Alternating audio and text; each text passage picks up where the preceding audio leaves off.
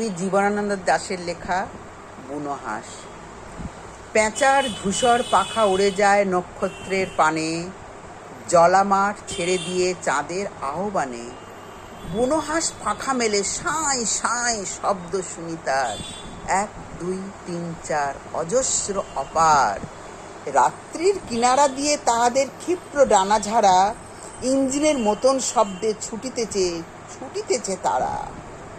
তারপর পড়ে থাকে নক্ষত্রের বিশাল আকাশ, হাঁসের গায়ের ঘ্রাণ, দু একটা কল্পনার হাঁস।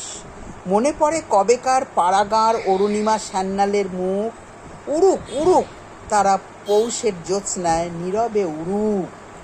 কল্পনার হাঁস সব, পৃথিবীর সব ধ্বনি সব রং মুছে গেলে পর উড়ুক উড়ুক তারা হৃদয়ের শব্দহীন জ্যোৎস্নার ভিতর। কান্তারের পথ ছেড়ে সন্ধ্যার আঁধারে সে কে এক নারী এসে ডাকিল আমারে, বলিল তোমারে চাই।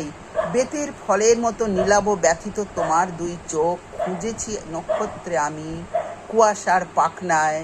সন্ধ্যা নদীর জলে নামে যে আলোক, জোনাকির দেহ হতে খুঁজেছি তোমারে সেইখানে।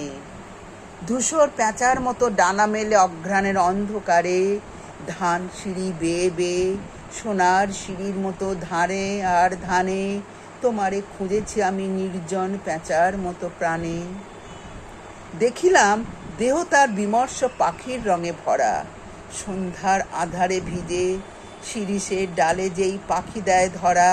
বাঁকা চাঁদ থাকে তার মাথার উপর, শিঙের মতন বাঁকা নীল চাঁদ শোনে যার স্বর।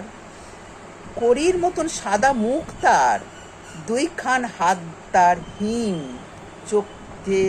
চোখে তার হিজল কাঠের রক্তিম চিতা জলে।